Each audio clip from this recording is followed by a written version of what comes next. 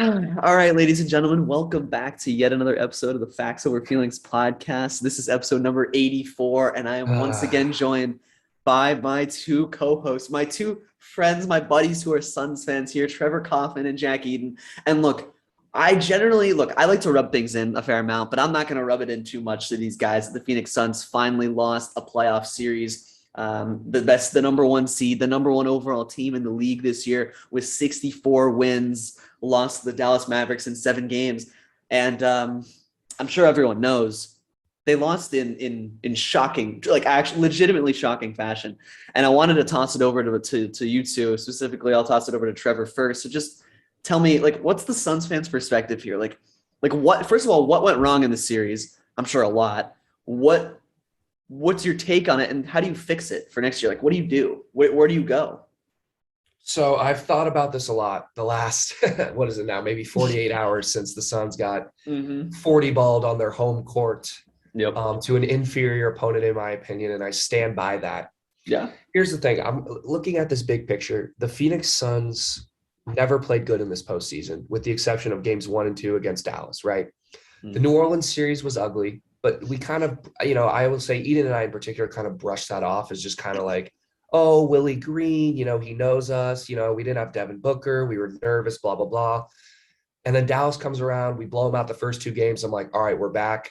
And then we look terrible. I mean, I don't even know how to explain game 7. I am incredibly disappointed in everybody, starting at the top. Monty Williams, I thought he got thoroughly outcoached as this series went on.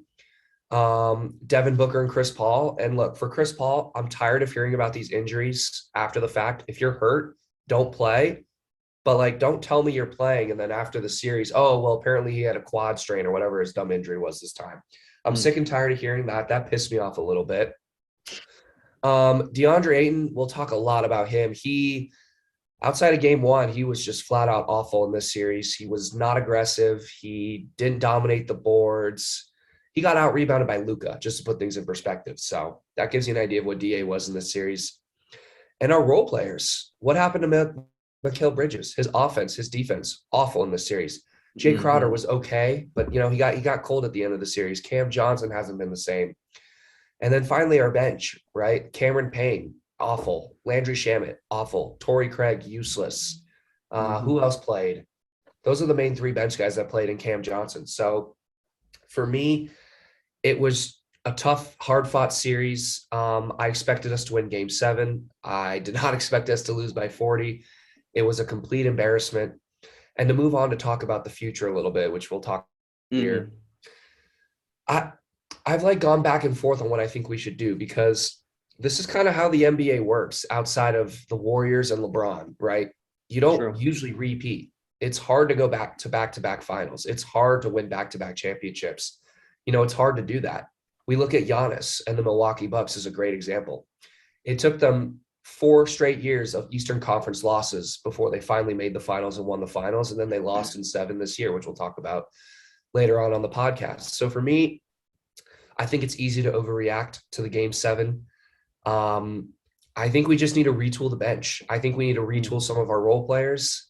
I think we need to, find some scoring on the bench. And I think we need another shooter, because Cam Johnson kind of let us down. And outside of Cam Johnson, we don't really have a 3-point shooter.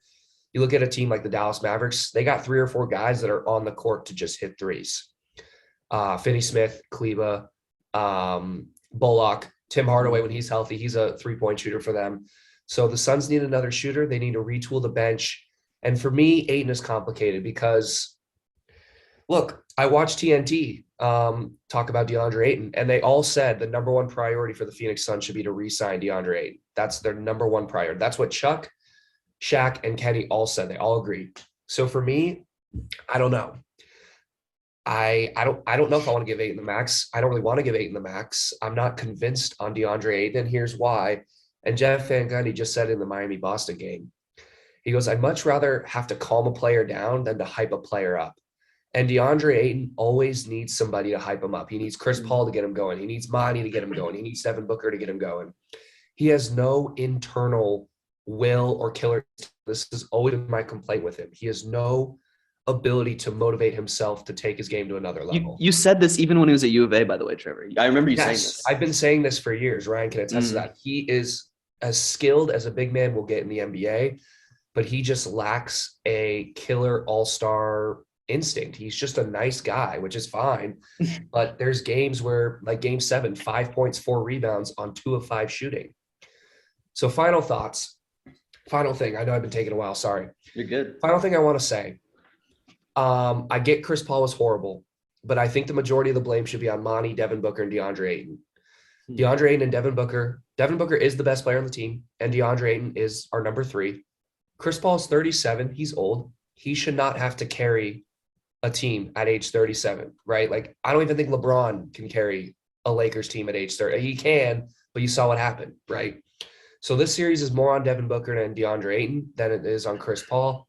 And for me as a Suns fan, it's easy to overreact, but I think we just need some light retooling, kind of like what Boston did. I think that's a good example. Eden talked about it a little bit off the pod. I think we got to find a bench and we got to find another shooter. And I think we'll be right back where we were next season. Eden, go ahead.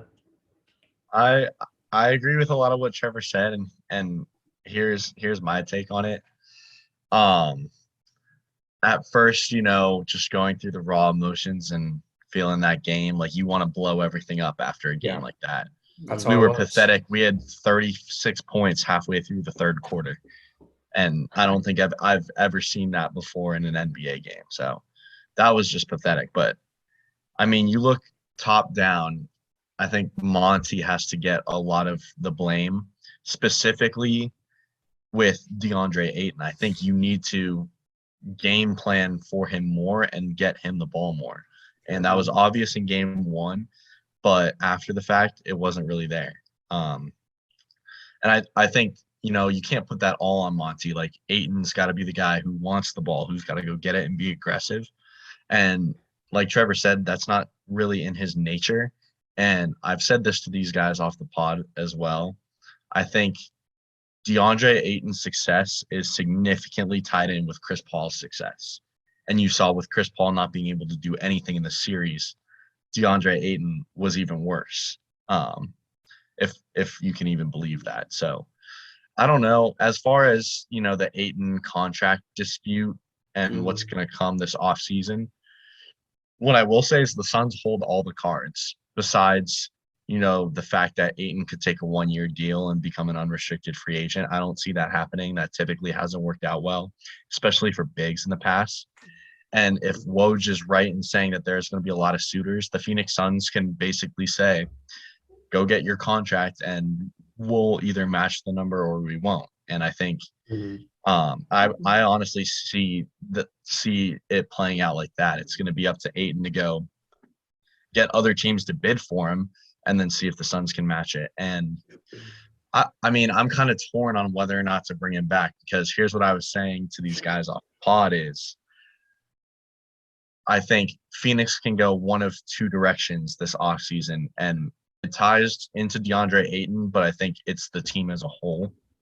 You can either re-sign DeAndre Ayton, pay him a lot of money, and that's going to constrain you in the future. You're going to be in the luxury tax. You're not going to be able to move to fill in those bench pieces that Trevor said. You're going to rely on the stuff that's in place already. And I think, if you do that, you're better in the short term because you have that continuity. You have those players who have been around together for a long time.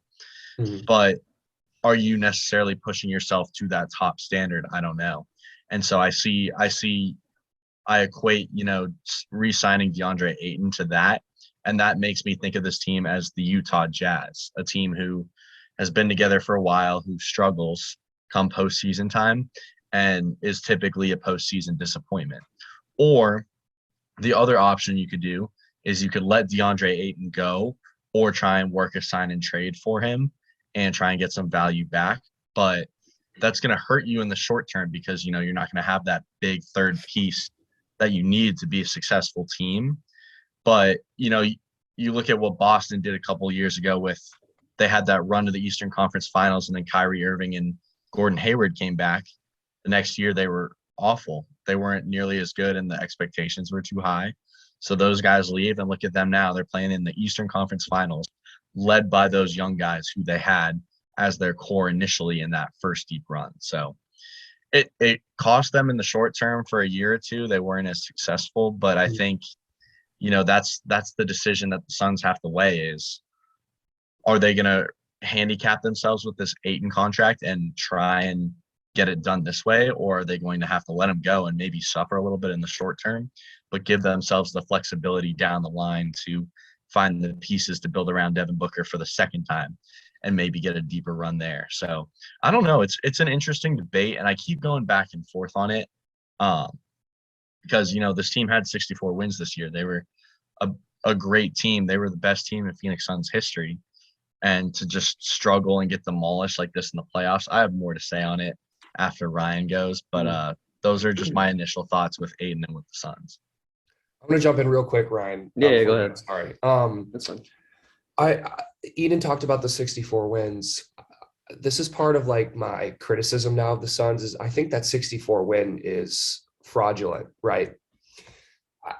I think the Phoenix Suns tried, I don't want to say tried way too hard, but the Phoenix Suns played as hard as they played in the regular season as they did in the postseason. Whereas I feel like almost every other NBA team didn't do that. It felt like the Suns were riding each other really hard. They really wanted that number one seed. They wanted the 63-win season, right? And for other teams, it kind of felt like, oh, we're going to rest Luka. We're going to, rest Jason Tatum tonight. We're going to rest Steph. We're not going to rush Draymond back. We're not going to rush Clay back. So for me, it felt like there was a lot more urgency in the regular season from the Phoenix Suns. But then when the postseason came around, other teams' urgency and energy kind of picked up. And I think that caught us by surprise and flustered us. So I'm not saying the 64 wins wasn't legit, but what I am saying is the Suns played with a lot more urgency in the regular season than a lot of other NBA teams did.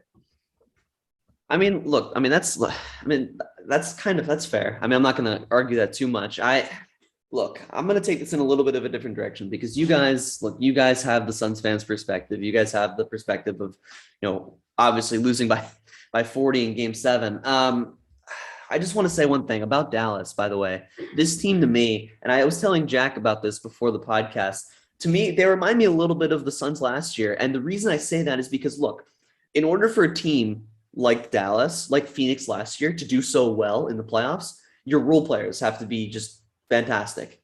And what were the Dallas role players in the series? Except for games 1 and 2. They were fantastic.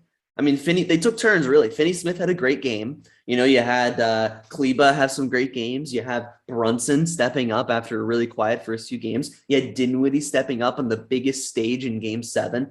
You have your guys taking turns. Reggie Bullock was solid throughout the series. You have your guys stepping up and 4 or 5 different role players stepping up throughout the series. I think that it just, everything worked for them. Everything was firing on all cylinders. And for the Phoenix Suns, that was them last year. That was them last year. You look at Mikal Bridges. You look at, obviously, the stars. When they were playing, they were very good, especially Booker. You had Jay Crowder. You had, Cam Johnson was doing well. Everyone was doing pretty well. This year, I didn't even have to look at the stars. Look at the role players. Not even in Game 7, but the rest of the series, the whole playoffs, really. What have we been talking about with the Suns? This whole playoffs, even in the Pelican series, it felt harder. To me, everything felt more difficult for the Suns. Mm-hmm. And the core reason for that is the bench didn't step up, right? Crowder had some good games. Crowder was the best role player in these playoffs for the Suns. And he didn't have a great playoffs, in my opinion. He was fine. Cam Johnson wasn't good. Mikal was very bad, especially in the Dallas series. McGee was fine. Ayton wasn't good in this series. The Pelican series, he had some really good moments. I just Shamet. I didn't notice him. He's getting paid $11 million a year. Torrey Craig, you traded a young 4 who can stretch the floor, who's really cheap, for Torrey Craig. He didn't do anything for me. I don't know. But Cameron Payne was horrible. I didn't notice him at all, except for missing shots that he should make. The role players weren't there. And that's the core reason it felt harder. Everything just felt more difficult, right? And then I have to talk about the stars. Chris Paul was horrible in the Dallas series. I don't know. I don't want to get too much into Chris Paul. I don't know. He's 37. Trevor said it. The guy's older. He's clearly not a number 1 option at this stage in his career. He's probably an elite number 3. He's probably just a guy that manages the game for everybody at this stage. Booker's not a 1 on a championship team to me. Devin Booker, you need to show up in big games. Every single star, every single one on a real championship team steps up into game 7. Giannis lost to Boston in game 7, but he stepped up. This guy was fantastic in game 6 and 7. Look, he had a tough time because no one could shoot. And he's, questioning it a little bit, but no one could shoot on Milwaukee. They made 3 threes, and we'll get there. But no one could shoot, so he couldn't do as much. But he's still, you can tell he's a star. You can tell how good he really is. Booker in game 7, I didn't notice him. And you have to notice your best player in the biggest game of your season. You have to notice him. And I didn't notice him. So that is just that's just tough. Also, looking at DeAndre Ayton, let me just say, I've been saying don't max him for a year now. Mm-hmm. And I think I was proven right. I mean, look, there are better guys you can get for cheaper. Just because you had 64 wins, just because you made the finals last year with Ayton on the roster, doesn't mean that you can't do better with someone else next year. You can sign and trade him easily. Sign and trade him. Let someone pick him up for the max. Trade him to, I don't know, even look, Miles Turner on the Pacers. Trade him for a pick or another player for Miles Turner. And Miles Turner for Ayton. Give them Ayton, who's going to get paid a lot more. I think that'll work. I think that's a good deal. You get a cheaper guy. He's still young. I think he impacts the game in all the ways Ayton does, maybe even a couple more, in my opinion. Or give him to Orlando. Get Markelle Fultz for your bench, a guy who can get you buckets, and go get a guy who's really cheap, like Mo Bamba or something. I know he's a downgrade, but he can shoot. He's a big guy who can block shots. He can run the pick and roll. I don't know about that. He's young. Fill out the bench a little bit. My point is there are a lot of options you can work with.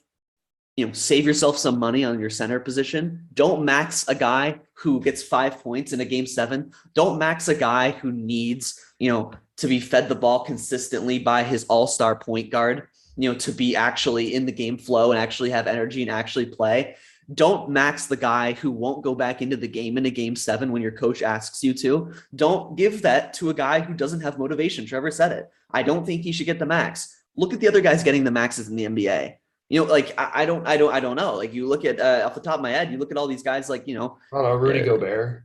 Okay, that was horrible. Michael Porter Jr., Rudy Gobert, probably the 2 worst contracts in the NBA. Can we those are probably 2 of the worst contracts. Russell Westbrook. Yes. John Wall, sure. All these guys. But the point is you have a lot of these guys getting the max for the most part are legit players. And the ones that aren't, you quickly realize they're way overpaid. Gobert's a solid player in reality. But when he's getting paid $220 million, he feels like a horrible player because he's vastly overpaid. So can I jump back in on your Devin Booker point from earlier? Sure, go ahead. I've been waiting patiently. Yeah, go ahead. Yes. Well, first of all, Giannis didn't play great in game 7. And I think one of the big reasons why is because he was gassed. And no one could shoot at all. That's a reality. He had to do everything himself, but he was missing layups. He was making poor decisions, making poor plays. Because of that, they ended up losing by 20. So relax on Giannis showed up. Ian, he had 20. He had 25, 20, and 9. I mean, look, I get it was inefficient. And it was inefficient. And but I mean, look, Booker had what, 11, 3, and 2. Let's not compare the stat lines, right? He showed up. But I'm just saying, that was a poor game for Giannis. He didn't show up, in my opinion. Eden. But okay, can I get to my point, please? Yeah, go ahead. Okay. Going back to Ryan's point on Devin Booker not being able to be a 1 on a championship team, I partially disagree with that. Here's what I think. Devin Booker is a top 10 player in the NBA, in my opinion. And I think you need a top 10 player in order to be a championship team. Now, top 10 doesn't mean that's the top of the list. I'd say the top of the list, the cream of the crop guys would be, your Giannis, your Luka, your A, B, C, and D. He's not at that elite level. He can still be a superstar. He can still be a star at a top 10 player in this league. Here's what I'll say. Devin Booker can be a 1A or a 1B option on a championship team. He's not a 1, but he's better than a 2. He needs that equal running mate to be with him. And I think you saw that last year when Chris Paul played really well. They got to the finals. They were 2 wins away from a championship before the Bucks ended up clenching him down. But to be that close I'm not saying he was the 1, Chris was the 2. Like they were 1A and 1B in my mind. And when one didn't have it, the other one stepped up. That's the opposite of what happened in this series. But I still believe Devin Booker has that ability to be that 1A. It's just in this series, Chris Paul was not that 1B because give Jason Kidd credit. He targeted Chris Paul on the defensive end, and then he was unable to do anything on the offensive end because he was banged up, because he was tired, A, B, C, and D. That was all due to Jason Kidd scheming that way to take away Phoenix's 1B option. And when you take away the 1B option that the Suns have, that's when you can double team Devin Booker and he gets no help. That's when you see Devin Booker as, not being able to be a 1 on a championship team because he doesn't have a 1B. He can be a 1A or a 1B on a championship team, but he needs that second guy there. Can I say what you want to go ahead, Trevor? Yeah, go ahead, Ryan. Go ahead. Okay, I just want to say one thing. Look. Just to count. Look. Here's my thing. He's not first of all, in my opinion, he's not a top 10 player in the NBA. Second of all, look, there are guys in the NBA who can be the best players on their team, like Booker is, who are not good enough to lead them to a title. And I just think that's. But look, he needs somebody better than him. I think he needs someone better than him. It's to me the best comparison is a guy like DeMar DeRozan. Look at a guy like DeMar DeRozan. He is better than DeMar DeRozan. Are you kidding me? If you look at age, sure, Booker's going to have – you think he was better than DeMar DeRozan this year? Miles ahead of DeMar DeRozan. DeMar DeRozan is not even close to a top 10 DeMar DeRozan player. this year was fantastic. He was regarded as top 5 in the league at one point this year with his play. My only point, and not to say they're equal players, I'm not going to have that debate right now. My point is, you look at DeMar DeRozan and the Bulls, DeMar DeRozan was their best player this year, clearly. They were the 1 seed at one point, whatever. He's clearly not good enough to lead this team all the way, right? And they were hurt, whatever. They were a new team. My point is, I feel like Booker's the guy. You can win a lot in the regular season. You can win a few playoff series. But if Devin Booker's your number 1 player right now, you're not going to win it all. You're not going to win it all. Look at the teams left. Steph Curry, right? Luka Doncic. Okay, these guys are Hall of Famers, superstars. Jason Tatum, that guy he's way better than Booker is right now. You look at even Miami, Jimmy Butler, I would rather have him right now than Devin Booker. No doubt about it. And he can't even shoot threes. If you want to win a title, you actually need a guy who can just legitimately carry you through the playoffs. Jimmy Butler has legitimately carried Miami through the playoffs. Steph Curry hasn't legitimately carried Golden State, but he has 2 other Hall of Famers with him, and he's capable of doing it. Luka has carried Dallas. His role players are hitting shots, but he's carrying that team to where they are. All of these players, Jason Tatum has carried them to where they are. He dropped, 50 and 40, something like that. Unbelievable numbers in games 6 and 7 to get them where they are against Milwaukee.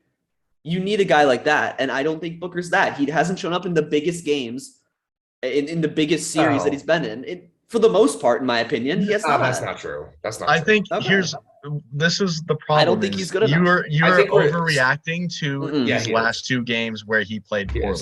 He's been to more NBA finals than Jason Tatum. That doesn't mean he's a better player. Tatum's been to 3 conference finals at 24. Okay, how many NBA finals has he been to? Less than Devin Booker. How many? That doesn't mean Jason Tatum is a worse player than Devin Booker. I'm just saying Devin Booker has proven he can be one of the top 2 options on a team that can make the finals. I agree with that. He can be a 1A or a 1B for a team that was this close last year. Now, can you make the argument they didn't have to go through Paul George? They didn't have to go through Anthony Davis. They didn't have to go through Jamal Murray. All those guys are coming back this next season. So in that case, it's going to be a lot more difficult. And that's why I think he needs that player of equal or slightly better caliber in order to be there. But I think he can be a 1B on a team that can win a championship. I think he can be a 1A. Then he just needs someone better than Chris Paul. You just need someone better than Paul. He needs someone who can be right there with him, and they do it together. It's not one or the other. It's not a Giannis to a Middleton. Sure. It's, 1-1.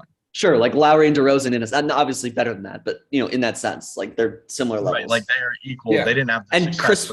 So basically, you can't have Chris Paul. With Chris Paul, you're not gonna win then, because Chris Paul's not the 1A 1B anymore. He's not. He was last year. That's what I'm saying. But yeah. Well, this year he was. At this point, going forward, I don't think he's a 1B. I think He's a 2 or a 3, and that's the issue. It's not Devin Booker not being good enough as a 1. It's Devin Booker doesn't have a good enough 1B or 2. Devin Booker's not a 1. Yeah. He's a 1A or 1B. You're right. I agree with that. That's fair. But Chris Paul is just not, he's not that 1B or 1A that he needs. Yeah, at this point, I think that's the case. I think you saw flashes of it this postseason when he goes 14 for 14. Like, those are the games, but he can't do it consistently this late in the season at this age in his career. So it happens when you're 37. It just happens. That was just the point I wanted to make. Booker can be better than a 2. If he's a 2 on an NBA championship team, in my opinion, that team is winning the NBA championship. If he's a 1A or 1B, I think he can get it done. Agree. Solid, and then can we agree? Like, he's not he's pretty substantial. He's below that superstar tier. We agree with that, right? Yes. I don't think by much, but he is not at that level. I mean, he got outplayed by Luka, like, at the end of the series. That's true, but Luka's on that level. Here's my last point. Here's my last point I want to bring up on the Phoenix Suns, which gives me, that reason to be like, we should bring Ayton back and we should try and figure it out with the pieces that we have. Okay. If you two, we've talked about this off the pod. If you two were to pick from any player in the NBA to start a franchise for the foreseeable future, who would be your first choice? Trevor? Mine's easy. Probably Giannis, but it's close between him and Luka. Yeah. I'd go Luka because he's 4 years younger than Giannis. Yeah. Okay. Would Giannis be your 2? Yeah, probably. So here's my point is typically in basketball, the team with the best player on the court is going to win more games. That's typically the better team. And who have the Phoenix Suns lost to in these last 2 postseasons? They've lost to Giannis and they've lost to Luka. They've lost to the two best young superstars in the NBA in today's game. So that at least gives me a little bit of hope that, and they were decently close each time. They were up 2-0 on both of them before they blew it. But like my thinking with this is that they're not that far away. No, they're not. They're not. So that at least gives me hope that, it's not like we're losing to, were we the better team this year? Yes. Were we the better team last year? That's up for debate. But it's just like we are close. And, if Chris Paul's not going to be that 1B, we're not as close as we were then. So, I mean, you kind of get that debate, but that at least gives me hope that we lost to the 2 best young superstars in the game today. Sure. Trevor, you have anything else to say? I don't know. You guys kind of had a good discussion there. I was just kind of taking it all in. Yeah. I like the 1A, 1B comparison. The way I put it is Devin Booker might be the best number 2 in the NBA, in my opinion. I think that's also a good way of putting it. Just because I consider number 1 superstars. So for me, like, the number 1s are obviously like the Giannis's, the Tatums, the Lukas, the LeBrons, the Trae Young, the Jokic's, the Trae Young, the John Morants, So for me, Booker is at the very top of the tier below that. So in my opinion, that's why I see him as more of like a 2. But 1A, 1B, very simple. I totally get that. Yeah. The biggest problem for me is, based on this discussion, is what to do with Chris Paul now, because Chris Paul is under contract until 2025, right? Like, he's not going anywhere, and he's also not getting any younger. And I don't think we can win a championship with an aging Chris Paul and our current roster. Now, if DeAndre Ayton figures it out and turns into a, Joel Embiid, not even Joel Embiid, but, a guy who can give you consistent production, then yes, I think we can win a championship. But I just think we're kind of in that, like, we're in that Utah Jazz zone where we're like, what do we do? Do we blow it up? I don't think we should blow it up, but how do we retool because we have to pay a bunch of people? I think this is going to be a really tough job on James Jones, because he's really going to have to find a way to keep this core intact and still find a way to surround them with the right players, but yet you have to worry about this 37-year-old guy. So I think Chris Paul is kind of like the interesting, like, wrinkle in this whole Suns operation for the future. But I agree. The best tool is trading Ayton. I'm telling you, the best thing to do. What do you get for him? Tell me, what if you could do like Shamit and Ayton, and the Pacers sign Ayton to like a max deal, and you get like Miles Turner and Buddy Hield? That's the perfect scenario. You get an actual shooter, a guy who will give you shots, who will give you threes consistently off the bench, and you get a guy a center who can stretch the floor, who can defend in the paint, and hit shots from all over while not needing the ball a lot. It's not like Miles Turner is a ball hog. I just think like something like that. You need to deepen the bench with reliable players. That's what you need. That's how the Warriors and the Cavs were so good for so long. Like, not only do they have great players, but their benches were really good. Sean Livingston was so good for the Warriors for years. Like, that guy was so lethal in the playoffs. That mid-range of his was so good. Like, Iguodala, little guys like that. Like, for the Cavs, like J.R. Smith was the reason the Cavs won a title.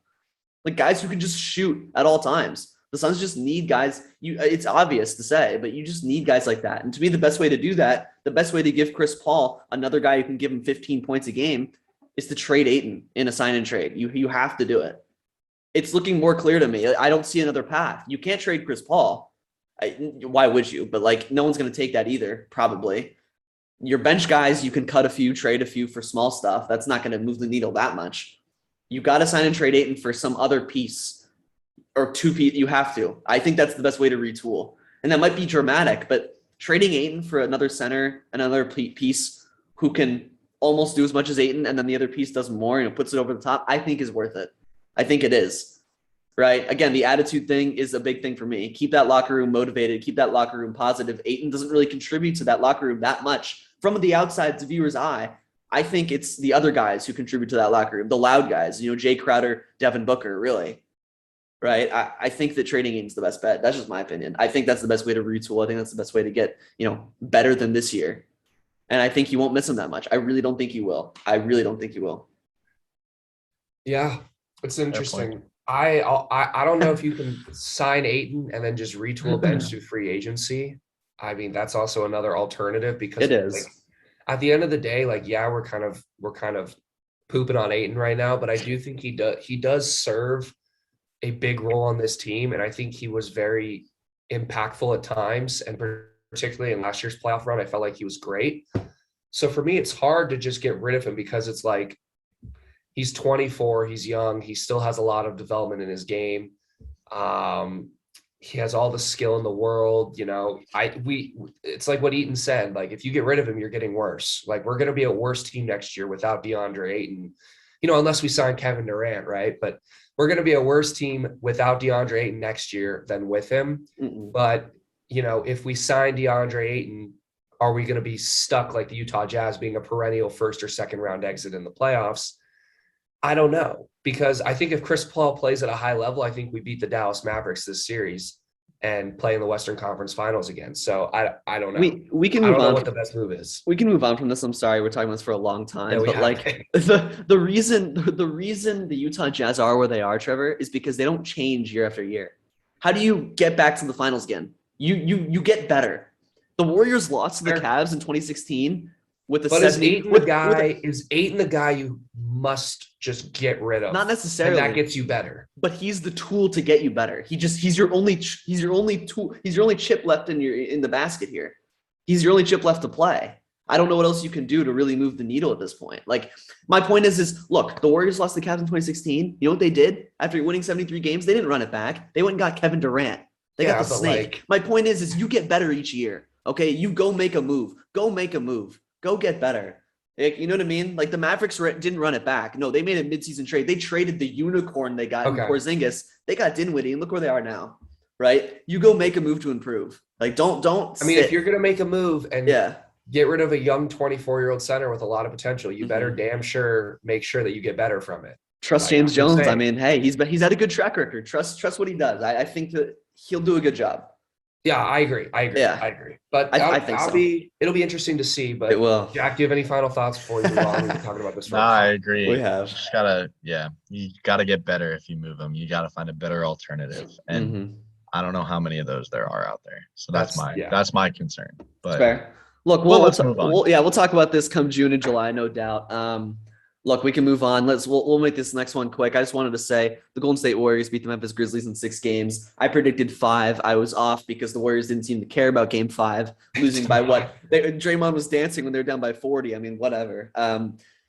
Look, I'm just gonna say I'm not surprised.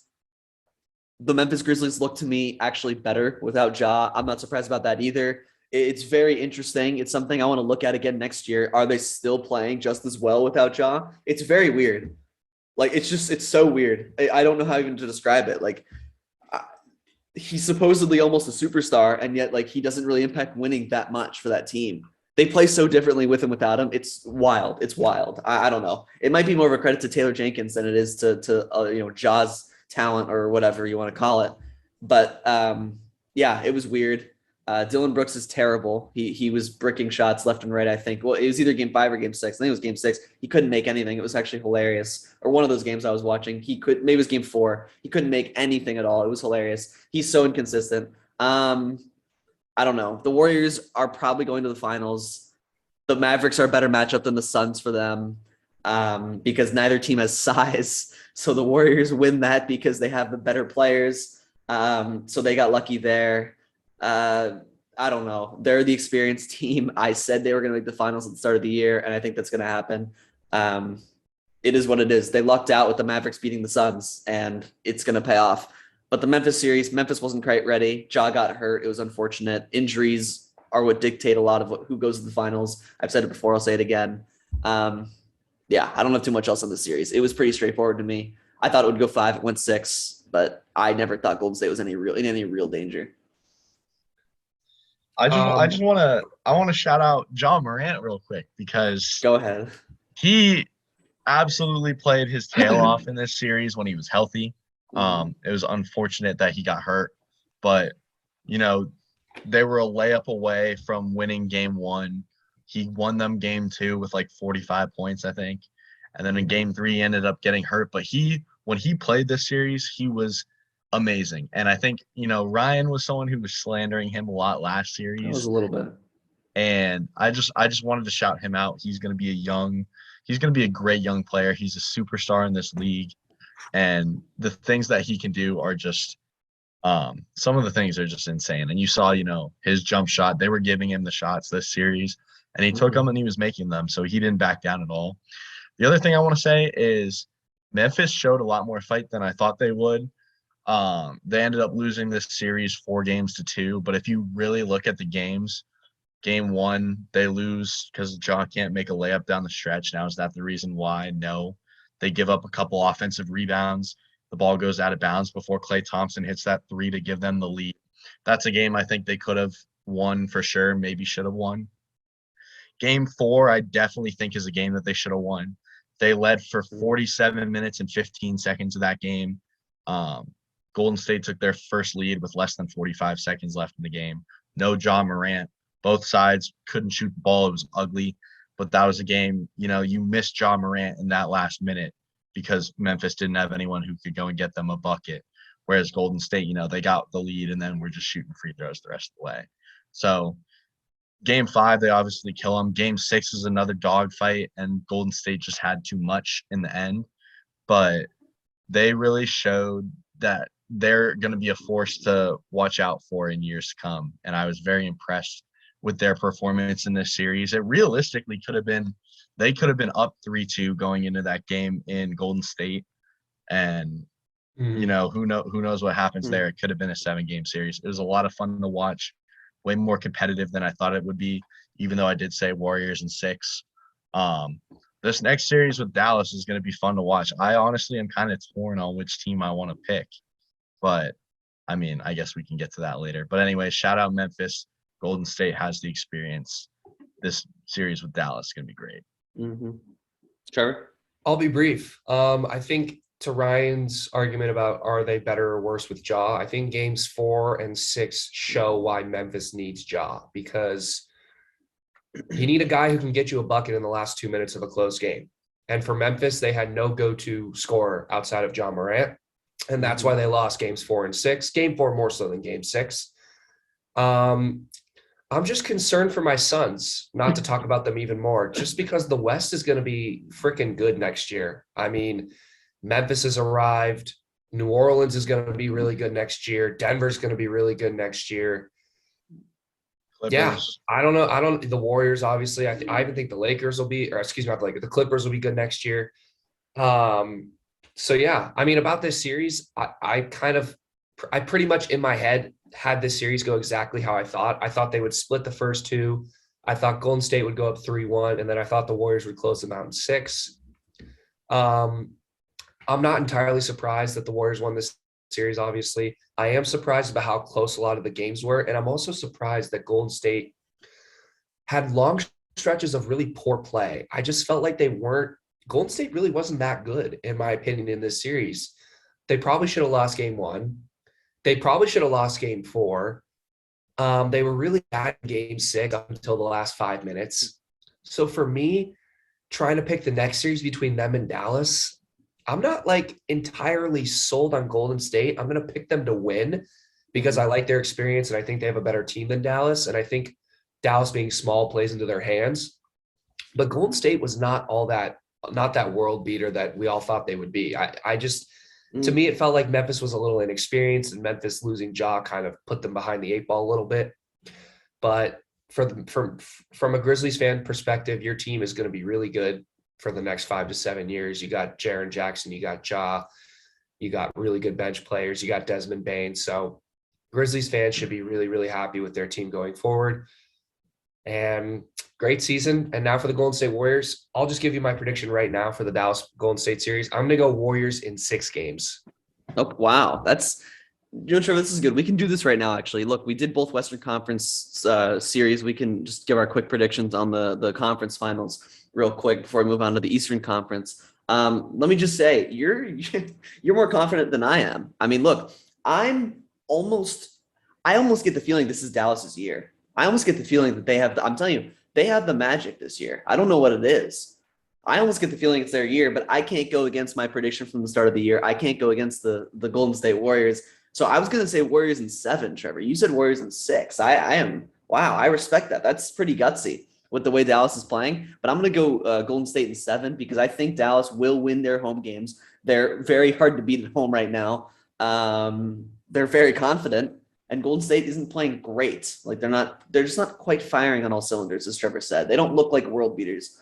So yeah, I'll go Golden State in 7. I think they'll win because they're more experienced. They have 3 Hall of Famers and they're decently deep, but Dallas is deep too. And they're playing great basketball at the right time. And they might have the best player on the court right now, to Jack's point. They might have the best player. They do. Luka is the best player in this series. Yeah. I will stand by that. And by the way, can we just imagine if Luka was in like league average shape, how good he would be? Like this guy isn't even in shape and he's this good. I just want to imagine if he was actually if he worked on it and was actually in good shape. He's young. True, but I mean, you know what I mean? It'd be unbelievable. But anyway, look, yeah, I'll go Golden State in 7, but I don't know. Jack, are you gonna pick Dallas? Is there a chance you pick Dallas here? Ryan said it. Is he gonna do it? The Magic this year. Luka Magic, baby. Oh man. No. You guys are talking about, Golden State lucks out because Dallas likes to go small. Mm-hmm. I think Dallas lucks out that Golden State will only play, that's small fair. Lineup for I agree. The majority of that time. And here's the big thing that I'm looking at right now is, first of all, Jason Kidd's defense last series absolutely shut down the Suns' best 3 players. Hell, game 7, they shut down the entire roster. That's where I think this series is going to be won or lost by Dallas, is how can Jason Kidd coach up his defense to adjust from Devin Booker and Chris Paul to Steph Curry, Klay Thompson, Jordan Poole. But on the flip side, the thing that I'm looking at is on offense, Luka, Jalen Brunson, and Spencer Dinwiddie. You're telling me Steph Curry, Klay Thompson, and Jordan Poole have to guard those guys? And I know Wiggins will probably mostly be on Luka, but why not do this you did to Chris Paul that you're going to do to Stephen Curry? Why not set a screen, Jalen Brunson set a screen, Luka one-on-one with Steph the entire game? Luka can back him down. Luka can step back and shoot a 3. Luka can drive and dish. Give me the Mavs in 7. Luka's the best player on the court. They have the better defense. In Golden State, man. Whew. And in Golden State, they're going to do it in front of the Chase Center. Wow. Give me Dallas to the NBA Finals. Wow. Here's the thing. They have the magic. It's true. Here's the thing, and this is what I've told you guys about why I hate going to a Game 7, because a Game 7 comes down to who has the best player. I think we've seen it. We see this all the time. Which team has the best player, and that's generally who's going to win a Game 7. I mean, Luka Doncic last series, best player, demolished the Suns in Game 7. Bucks, Celtics. Jason Tatum was probably better than Giannis in that series, if I'm being completely honest. I think Jason Tatum in Game 6 and 7 were absolutely spectacular. Giannis had 40 as well. He was definitely better than Giannis in Game 7, and that's all you need when it's 3-3. I mean, so that was a little bit of an outlier. But generally, if it comes down to a Game 7, I'm gonna pick the team who has the best player. So for me, if it went to a Game 7, I wouldn't be surprised if Dallas won again, just because they have Luka, and Luka can single-handedly win you one game by himself, right? Yeah. So I don't know. I mean, I think the Warriors are a better road team than the Suns were. For whatever reason, the Suns forgot how to play road games in that Dallas series. Yeah, that was weird. But I think Golden State's a better road team, so I do think they'll be able to win a Game 6 on the road. But I think it's going to be very similar to the Memphis series. I think it's going to be ugly. I think it's going to be a lot more defensive than people think. And the reason why I also like Golden State is because I think Steve Kerr is a much better he's a much better adjustment coach than Monty Williams is. I think Monty Williams kind of has like a game plan, and he's very stubborn and sticks to it, right? And it works in the first couple games of a series. We saw it with the Bucks and the Mavericks, but then he got figured out. Jason Kidd figured us out. Mike Budenholzer figured us out. I think Steve Kerr is going to be much better at adjusting throughout the series than Monty Williams, and that's also why I like the Warriors. That's fair. Look, we'll see what happens. Either team can win. It's going to be a fun series. Like these playoff series have been great so far, and I don't think these conference finals will disappoint. And with that, I think we should move on to talk quickly about the Eastern Conference series that we had, the conference semis, and then go to our predictions for the conference finals in the East. But first, so starting off with this, let's just get this out of the way. The Miami Heat and the Philadelphia 76ers. Can we just say, this feels like a distant memory at this point, but we had the Miami Heat beat the Sixers in, 6 games? I mean, this was sickening. I mean, I told you guys on last week's podcast, I was worried that Philly could win this series from Miami. And you guys reassured me that Miami would win, and you were right. I mean, what happened? I mean, this was just not even close. The whole Sixers team gave up in Game 5. They just quit. Embiid quit. And then Game 6 comes around at home. It's like, okay, you can force a Game 7. Here we go. Get ready. Get hyped.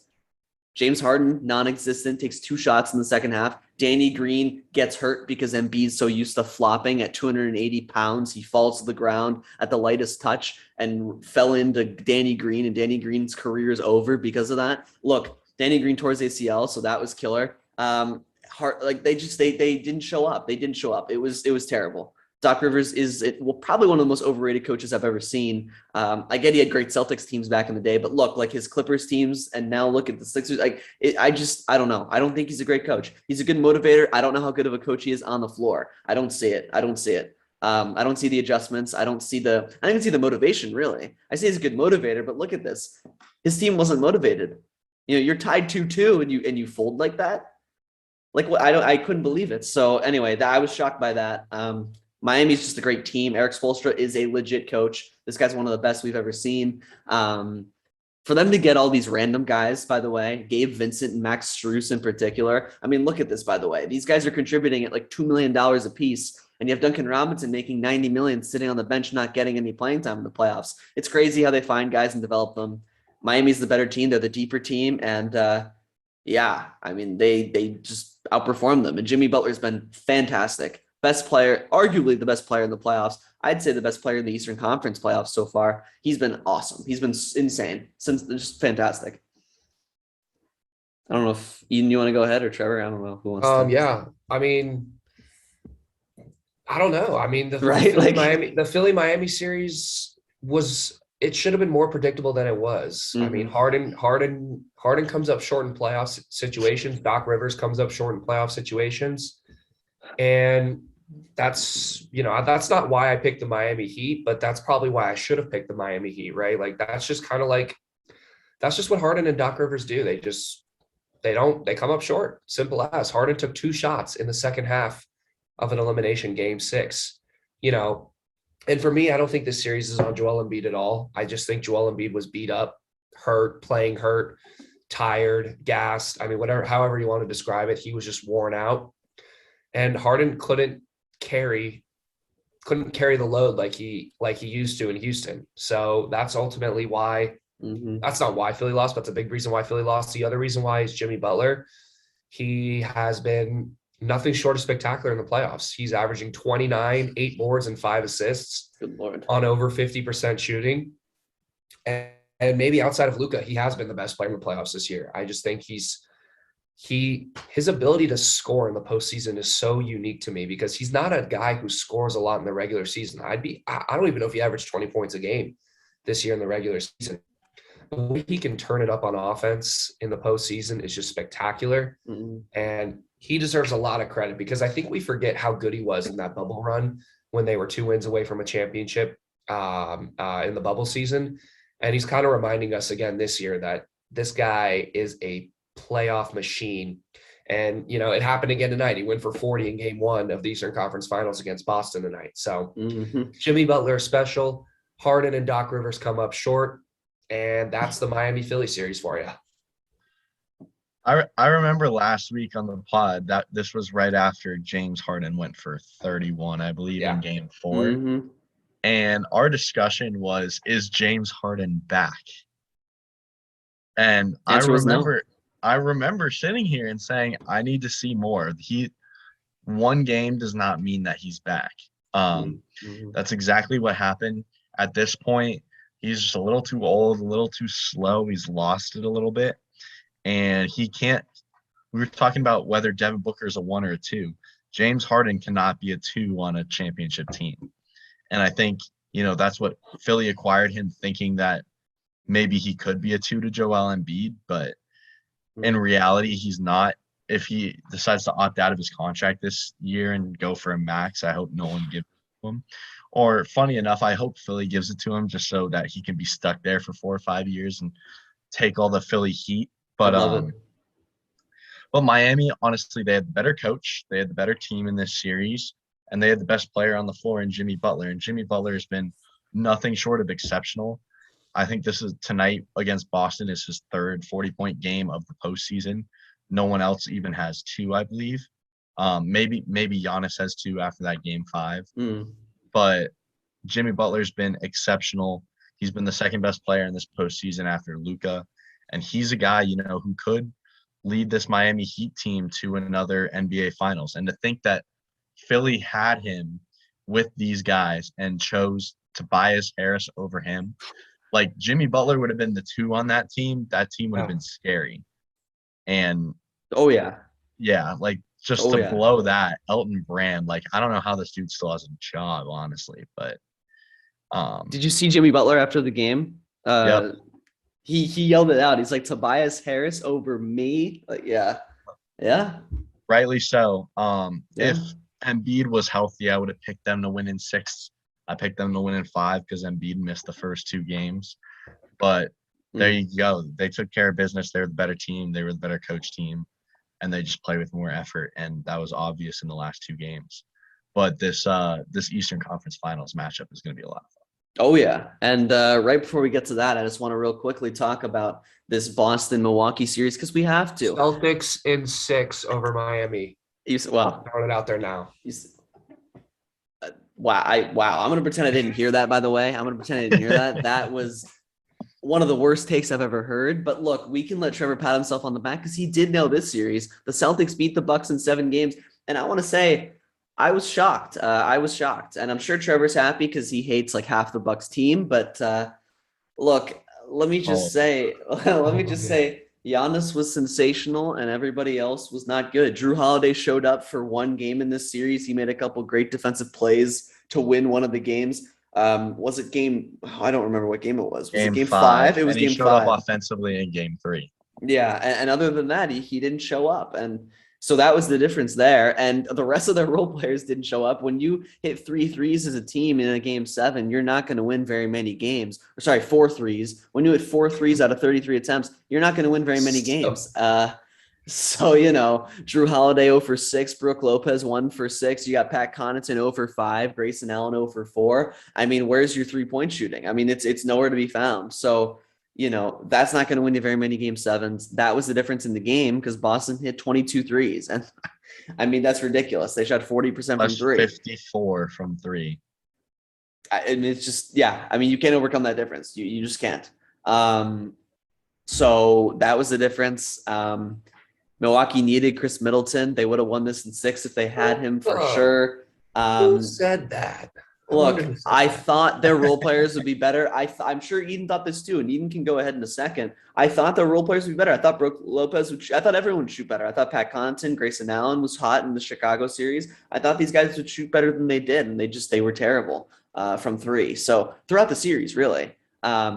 They didn't deserve to win the series. So credit to Boston. Al Horford, I want to shout him out. He wasn't great in game 7, but he was fantastic in the series. Had a couple great games in this series on both ends of the floor, really. Grant Williams also. Grant Williams, I'm telling you, I've told these guys, I had a buddy who's a Celtics fan who thought that Grant Williams would be out of the league within the next year. And I was laughing at him. I'm like, no, this guy, every time I watch him, he hits his threes. This guy is lethal from the corner. He's a tough guy to drive on if you're a Giannis type, big body type player. It's hard to get through him. It's hard to get through him as a defender. He's nice on both ends of the floor. And he was a major reason they won the series.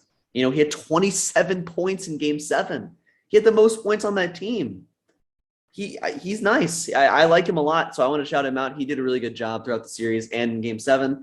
And also Derek White is horrible. Can I just say, the Boston Celtics traded a 1st-round pick for this guy, and he is so bad. He is horrifically bad. 1 for 10 in game 7. And what do you got tonight in game 1 against Miami? Let me just take a look. 1 for 4 with 3 points. You traded a 1st-round pick for this absolute scrub. So I just want to say this guy's horrible, but look, that's kind of besides the point. Boston did a good job. Their role players stepped up, and Tatum was sensational. So, yeah. Frankly, Derek White has had better games in that series. And I think, sure. Coming off the bench, he's a key piece for them on both ends of the floor, specifically more so on the defensive side. But his game is not, standing out and shooting threes, which I think Milwaukee said, we're going to let Derek White, Peyton Pritchard, and Grant Williams shoot threes in game 7. And if they beat us, they beat us. And sure enough, they lost by 20. So that didn't work out for Budenholzer. But anyways, here's what I want to say on this series quickly before Trevor goes. First of all, I know Chris Middleton was out, and I picked them despite that, but I was really disappointed in Drew Holiday in this series.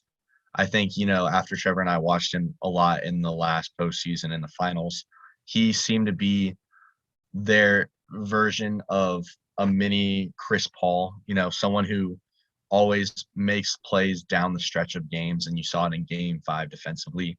But offensively in this series, he was inefficient. He was very poor, and I think the biggest thing you have to give credit to is the Boston Celtics defense. Talking about it earlier with Jason Kidd and the Dallas Mavs, Ime Udoka has done a fantastic job with that team this year, and specifically their defense, and that's why they won this series and are still playing today. So that's the first thing.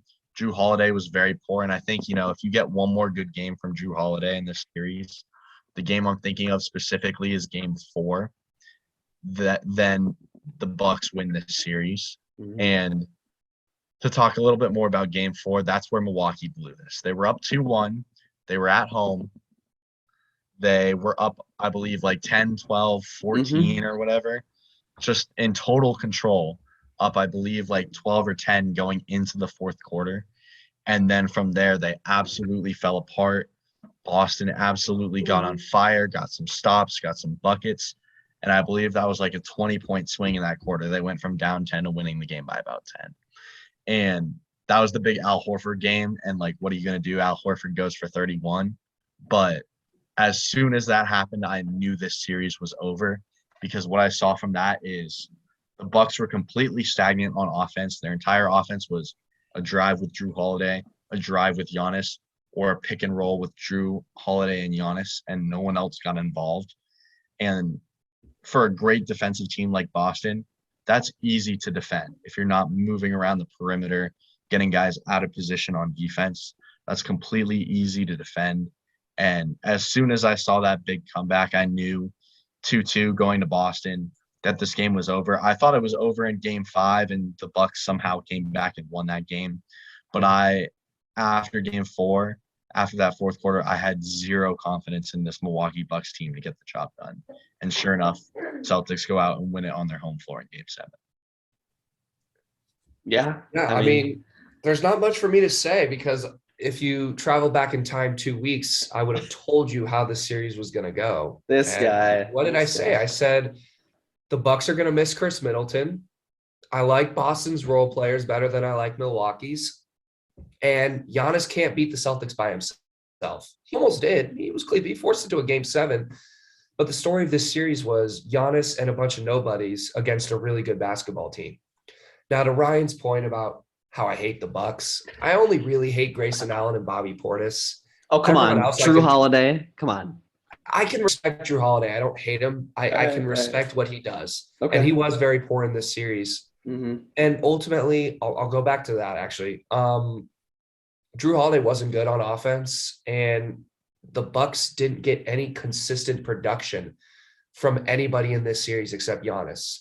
You know, guys would maybe have a decent game here and there, but there was nobody in this series consistent numbers outside of Giannis. Yep. Whereas if you look at Boston, they had multiple guys put up consistent numbers in this series. Horford, Tatum, Jaylen Brown, Grant Williams had 3 or 4 really, really good games in this series. So that was the difference.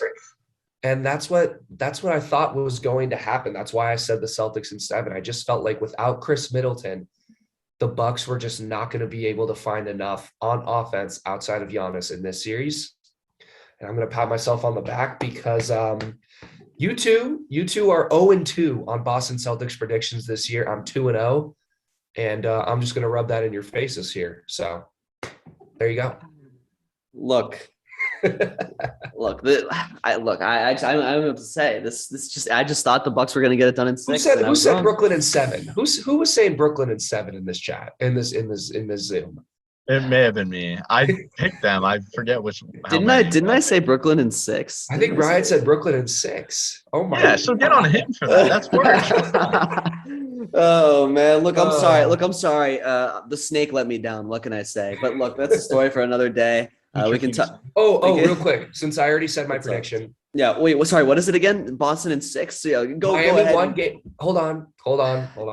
Miami won. Miami did win game 1. We are filming this podcast as game 1 is finishing up, but that doesn't mean anything to me. And here's why. Miami 5 days of rest. Boston won. Boston has to travel. Boston's missing 2 key players, Horford and Marcus Smart. If Miami was going to win a game in this series, it was going to be this game. And if they were to lose this game, this would have been a sweep. So for me, I'm glad Miami won. It's going to make it a little bit more of an interesting series, but I got Boston in 6.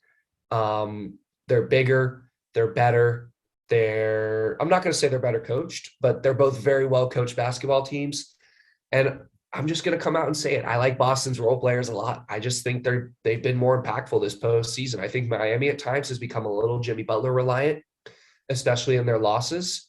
So for me, I'm going to go Celtics in 6. I think they win game 2, and it'll be 1-1 heading back to Boston. But I got the C's in 6. I'm going to go 3-0 with Boston predictions this postseason. Eden, he's not. Go ahead. Give your take, Eden. Yeah, let me jump in. Go ahead. Eden, you got to agree with me, man. Come on. I agree with you on the Celtics winning the series. I do. That's my boy. We go.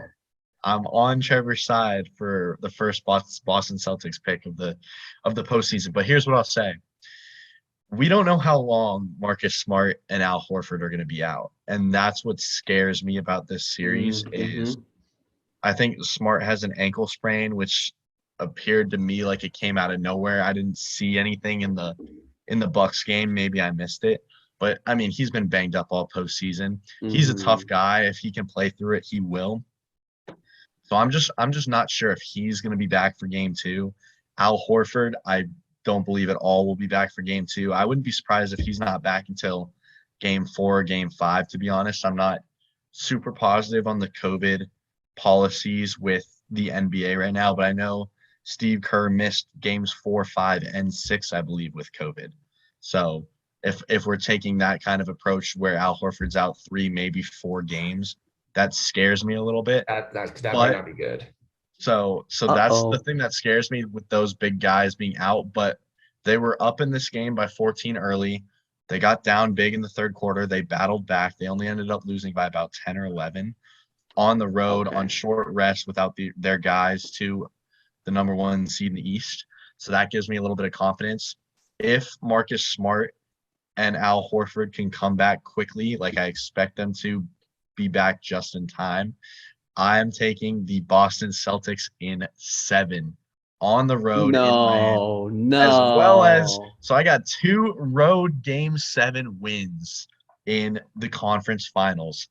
So watch out for a Boston Dallas Mavericks unpredictable NBA. Kill me. Let me just say I can't stand Boston, so I'd be really disappointed if they made it against Dallas, because I think they'd beat Dallas. But look, let me just say this. You guys are both wrong. It's going to be simple. You guys are both wrong. Miami's going to win the series. Miami's the better team. Miami is the best player. Miami is the better coach. Okay? All of the above. And they're healthy.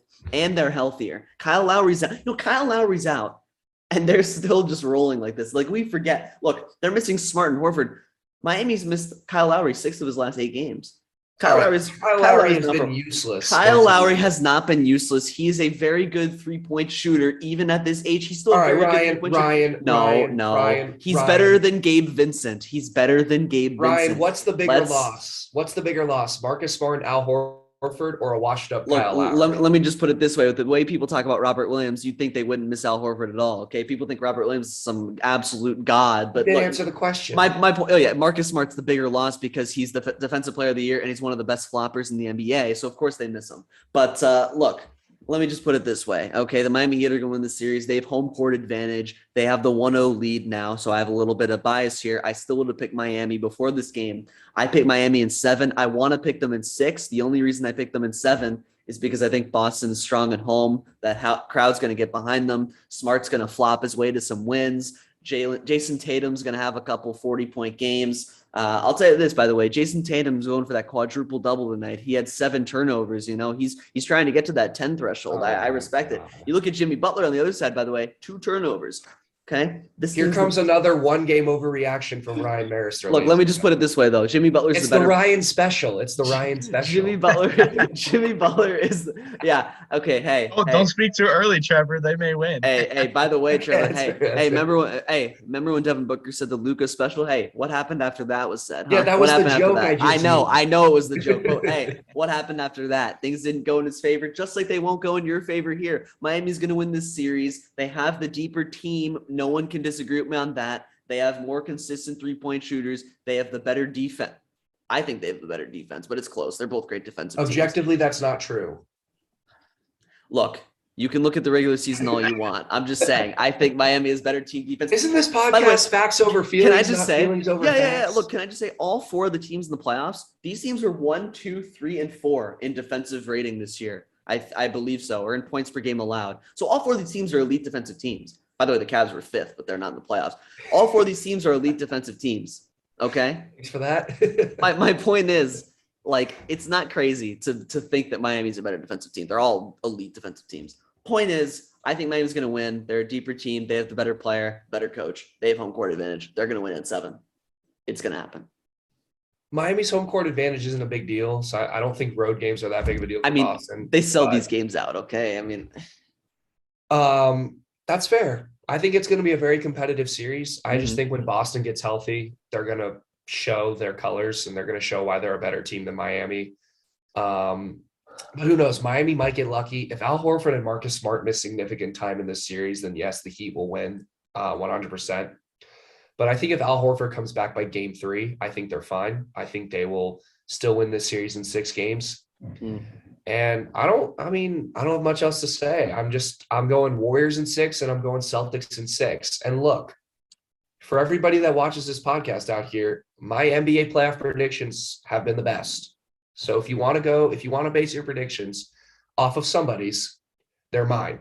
Now, I did say Suns-Bucks finals at the beginning of the postseason, but that's besides the point. Good Lord. But that's besides the point because I still have the best predictions. And I've been right about Boston twice. I said Warriors-Bucks, so hey, I still have a shot at getting it half right. You do. Yeah. And Eden said Suns-Bucks as well, I think. Does Miami still have fans, or did they all leave and go to Cleveland and LA with LeBron? I don't remember. Yeah, for real. Wow. I've never seen so many empty seats in a playoff game before until I turned on Miami. Actually true. Actually, no, I lied. I hadn't seen as many empty seats until I turned on the second half of Game 7 in Phoenix. Oh my God. Okay, hey, listen, to close out this podcast, I want Ryan to have a little bit of fun. So I want to talk about the perennial draft lottery Cleveland Cavaliers getting the 14th pick tonight. Ryan, give me one player you are hoping to get at 14 for your Cavs next year. Actually, give me two. I already know one of them. Give you a player I'm hoping for, a player like you know what I mean, like realistic. Should I be realistic? Yeah, give me like two realistic guys you think you could get. And I mean, the easy answer is Tari Eason. I told you this off the air. I think that he's a wing. Wings are hard to get. He's not super polished offensively. He's super athletic, but he's a great defender. And I think that's hard to come by. I think he's like 6'7". I think he's going to be fantastic. People have said, well, actually, I don't want to say this. There have been some big lofty comparisons for Tari Eason to wing players in the NBA. So, who? Give me a lofty comparison. I don't think you want me to say. I don't think Kawhi Leonard. I've seen people say that they think that this guy could become the next Paul George or Kawhi Leonard type player. Yes, I've seen that. My point is wing players who can defend out of college, who are very athletic, are hard. They're just not easy to find. You know, wasn't that supposed to be Isaac Okoro? Isaac Okoro's like 6'3". He's not a wing. You know, so you know what I mean? 6'5", but like, all right. No way. I don't think he's 6'5". I almost traded for him on 2K today in my son's rebuild, so I'm pretty sure he's 6'5". Maybe he is, but I'll tell you, he doesn't play like 6'5". This guy plays like he's like 6'1". But look, I'd like Tari Eason, or I don't really know who else. Ochai Agbaji, I think would be really good. I think just as a depth piece, he's not great at anything, but he's good at everything. Like he's good. I think he's good at everything. He's a solid defender. He's a smart player. He can shoot pretty well. He's not too much of a ball hog. I think, and he's a winner. Like I like him. I wouldn't mind him, you know, as a bench piece for us this year to help us off the bench, get a little scoring, a little energy. Those are the two guys. I love AJ Griffin, but we can't get him, I don't think. I love Mathurin, but I don't think we can get him either. Those are the guys I'd really want, but I don't think they'll fall to 14. But yeah, it'll be a fun draft. It'll be a deep draft. It'll be exciting. I hope Jabari doesn't go. We'll talk more about it. We will. We'll talk more about it. I'm glad you brought this up. I'm so glad we're in the lottery again. I'm so glad we won't be here for the next 10 years because we're going to make the playoffs 10 years in a row. Behind the backs of future MVP Evan Mobley and all-star Darius Garland. All-star starter in 2023, Darius Garland, because Trevor and I made that bet. Look, it's going to be fun. I don't know if you guys have any shout-outs before we wrap this podcast up right here, but yeah, go right ahead. Shout out me. Shout out Ryan and I, actually. We both graduated from college this past weekend. Mm-hmm. So round of applause to us for not failing out. Thank you. Yes, it was close, but we also will be both a part of the workforce here in a couple of weeks. So yeah, shout outs to us. And Eden's 1 year behind. He had to get held back in school year, so it's not his fault. Can't you tell by... Yeah, exactly. You look like you're 28. So. Yeah, true. Eden's actually older than we are. But no. Yeah, Trevor, that's a good shout out. I didn't even think to say that, so thank you. Yeah, I don't know. I think that about wraps it up. I think you guys are happy this podcast is done, so you don't have to talk about the Phoenix Suns loss anymore. We're done with that. You can put that away. You don't have to talk about the Suns for another 6 months, gentlemen. So all right, great. I'm already worried about the Cardinals again, baby. Hollywood Brown time. DeAndre Hopkins suspended. Kyler Murray on his way out the door. What's going to happen this year? I don't know. Kyler Murray is not on his way out the door. It'll be better than the Browns. You don't mean that. You don't mean that. I'm dead serious. No watch. Folks, if you're watching, he was joking. Watson, the Browns will be better. Deshaun Watson's going to miss the whole season, probably, is what I heard. Watson won't get suspended till next year. Don't worry about it, ladies and gentlemen. Till next year. Look. We'll talk about that when the time comes. That might come soon, by the way. But look, we'll wrap this podcast up right here. Hope everyone enjoyed. And yeah, we'll be back next week with more NBA talk. So maybe some NFL talk thrown in here with less NBA games, NBA series. But yeah, we'll be back next week. So we'll see you then. Go D-backs.